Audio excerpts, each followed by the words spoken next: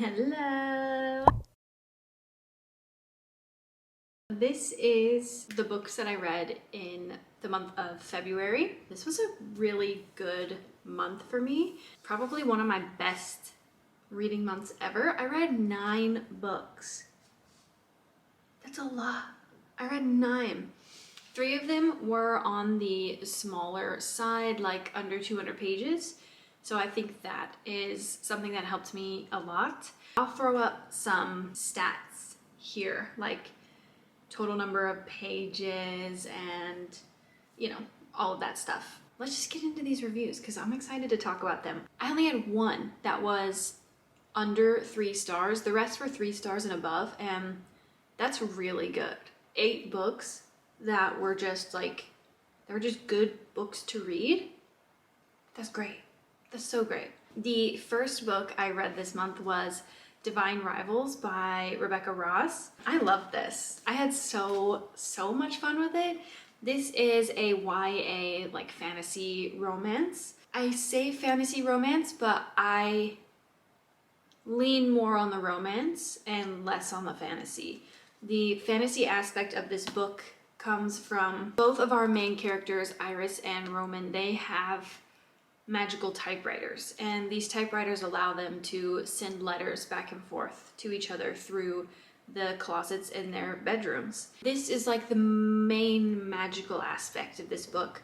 The other fantasy part is that the world that they're in is at war, and that is because 2 of the gods are at war. Those 2 points are where the fantasy comes from. But the rest of the book doesn't feel fantasy at all. It feels very much almost like historical fiction.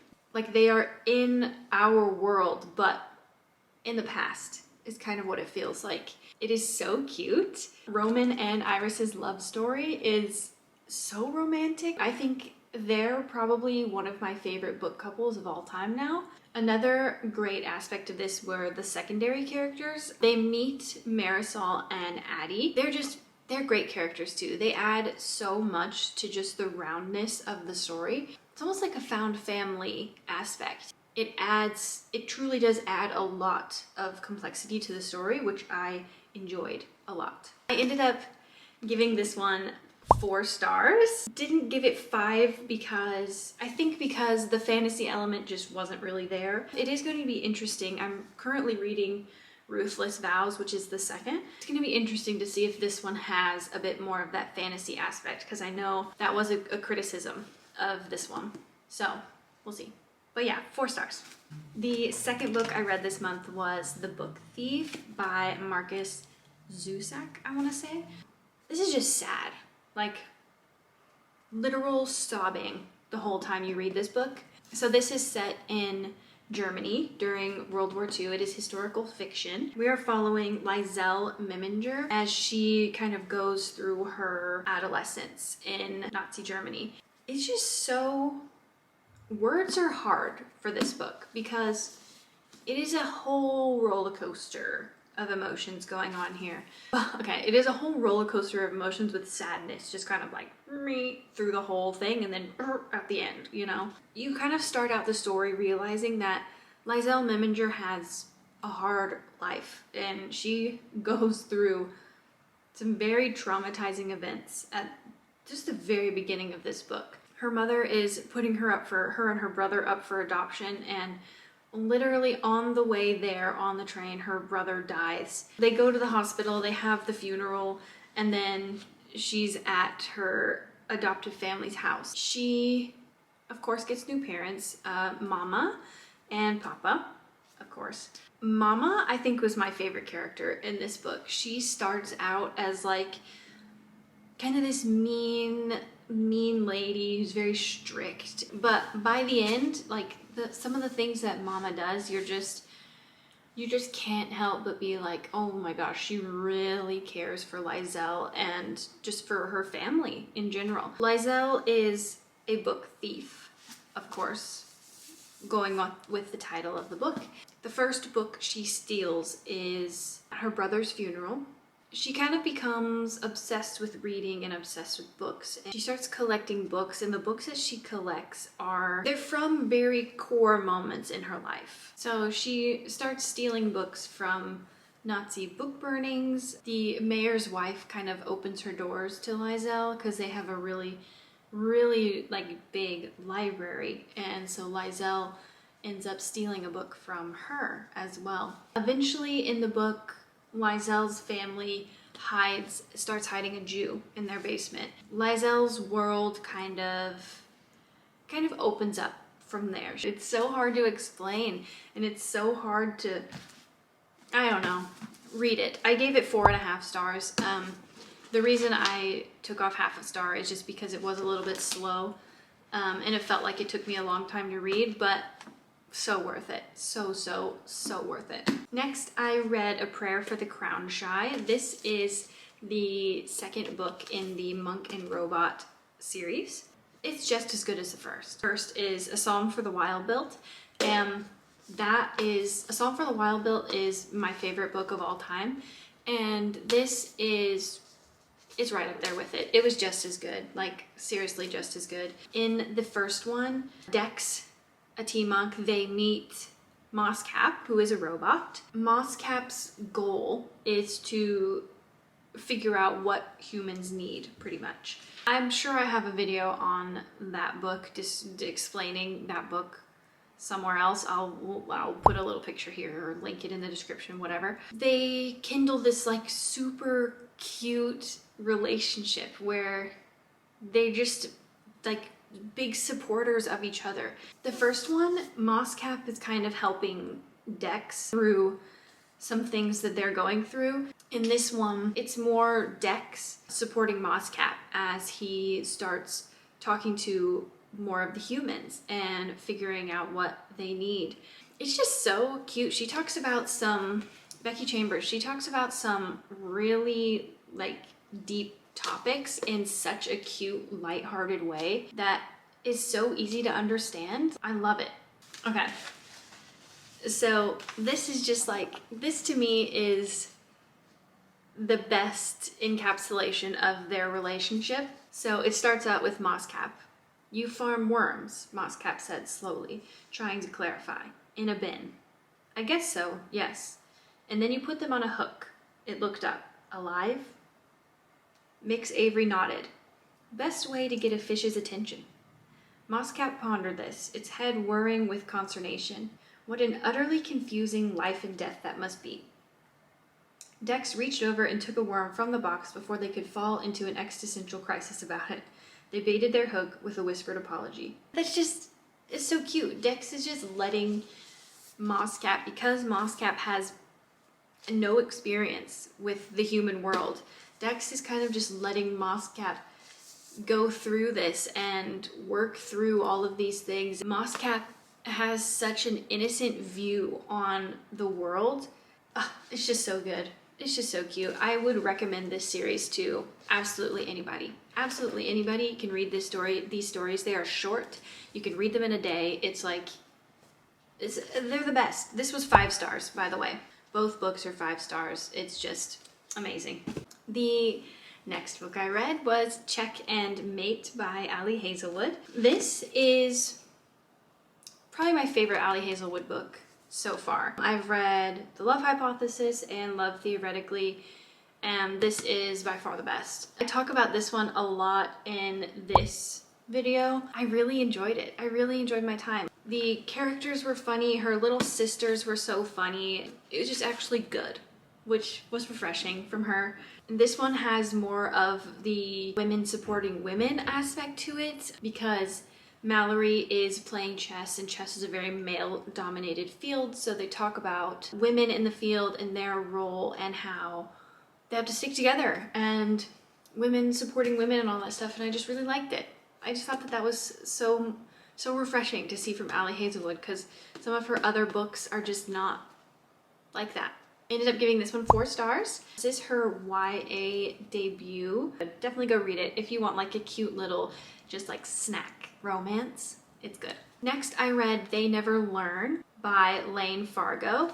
This one I gave 3 stars. It was good, but it wasn't great. It was very predictable. I like the scorned woman getting revenge aspect. I like that in a thriller novel. The plot, like I said, was predictable. It is about this woman, I have already forgotten her name, which might tell you quite a bit. She basically kills men who wrong women. She is a professor on a college campus, and she goes around killing the students who hurt women. It isn't until she ends up killing another professor that her facade kind of starts to crumble. I can't say what about it was predictable, like at all really, because it's gonna spoil a big chunk of the book. I know a lot of people like this book and rated it very highly. If you like the scorned woman thriller getting revenge, then I think you will probably like this book. I just predicted it, and when I predict it, it just ruins it for me completely. So yeah. Next, I read Highly Suspicious and Unfairly Cute by Talia Hibbert. It was good. It was good. I ended up giving this one 3 stars as well. Hibbert's characters are really good. They're very well-rounded. It makes me realize that most romance books that I have read are so just like one line, one-dimensional. Their characters don't have depth, and I don't like that. I want my romance characters to have depth. I want them to feel like real people, and the characters in this definitely do. This is a YA romance too, I believe. We are following Bradley and Celine, and they are childhood friends to enemies to lovers. I also talk about this in this video pretty in depth. They are enemies. Like, they say some pretty mean things about each other, which if I'm gonna read an enemies to lovers, then that's what I need. I need it to be believable. I can't remember who said it, but I thought that it made it click in my head that if it's just a regular romance book, it's so hard to make the characters actually enemies to lovers, because there's no reason that they should be enemies. Like, there's no reason that deep that they should be enemies. In a fantasy novel, you have like, oh, he killed my father, or oh, he, took our whole kingdom from us. Stuff that's like, oh, that's justified. Like, yeah, I would hate someone who killed my father, and I would actually be their enemy. This one felt the most believable in a sense that they were enemies to lovers, because they said some pretty mean things about each other in the beginning, but it is mostly just a big miscommunication trope that's making them enemies. They kind of drifted apart in their childhood and never talked about it. So the characters definitely drove the story for me. I think if the characters weren't as well developed or as good, I probably would have DNF'd it. That's why it's 3 stars, because the plot just wasn't there for me. I will definitely be reading more from Talia Hibbert. I already have the Chloe Brown series downloaded on my Kindle, and I'm excited to read it, so we'll see. Next, I read a short story called The 6 Deaths of the Saint. I gave it 2.5 stars, but I think that's just because I didn't really understand it. It's so short, like 50, 60 pages or something, like so short. I honestly just think I need to read it again and again. And if I read it a few times, maybe I'll understand the concept. Like, it was good. Like, I read it and I was invested, but I wasn't like, whoa, at the end of it. So, 2.5 stars.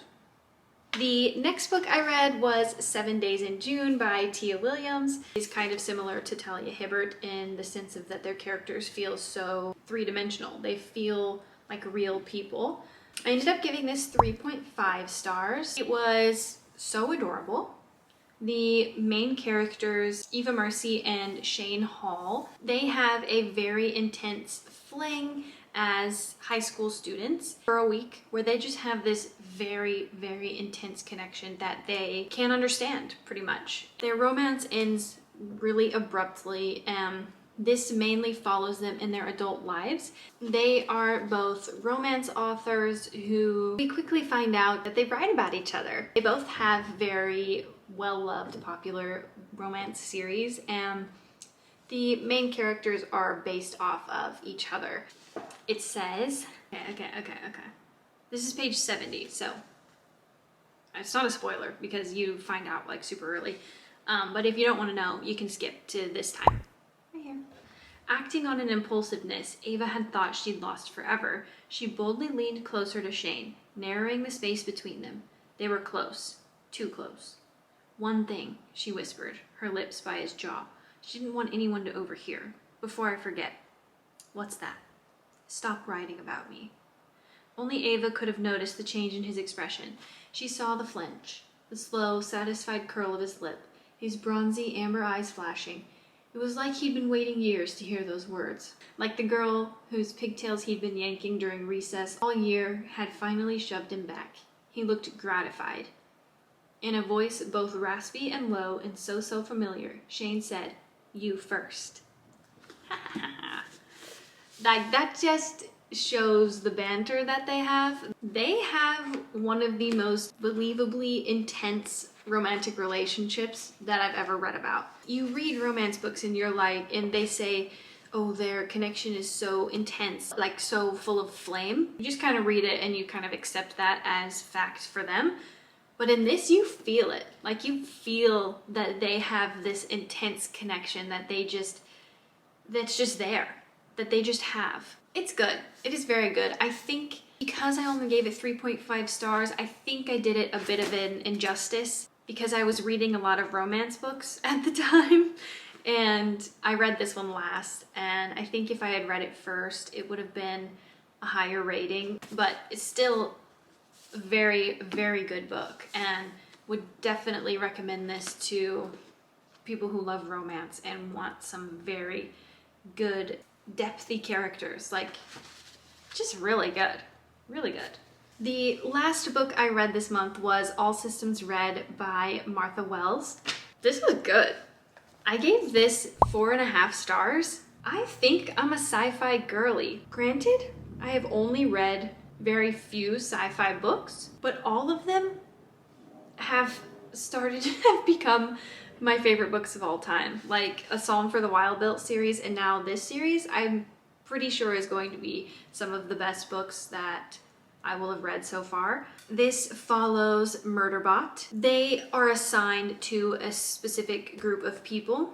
They're there to protect them, right? They're there to assess situations, and if they get in trouble, to get them out of the trouble. Murderbot is a sec unit. Murderbot is the name that they gave themselves. Sec units are treated pretty poorly within this society because they're not treated as people. They're not treated as humans. If a sec unit can be assigned to a group of people that treats them very poorly. Murderbot has been assigned to people that have treated them very poorly. Just the difference in the people that they're assigned to this time, they treat they treat them like a person. They invite Murderbot to hang out with them. They invite Murderbot to eat with them. Murderbot kind of is grappling with this throughout the whole story. I don't want to say too much about the story. This is another really short story. It's under 200 pages. They're all on Kindle Unlimited, so you can just go and read them now. It takes like a day or two to read through the first one, like so short. 4.5 stars, really good. I'm super excited to get through the rest of these books. That is all the books that I read this month. Super good reading month. I have high expectations now for these genres that I read. Like, my romance books they have a lot to live up to now. Sci-fi has a lot to live up to. Can't complain, really can't complain. Excited to see what next month brings, so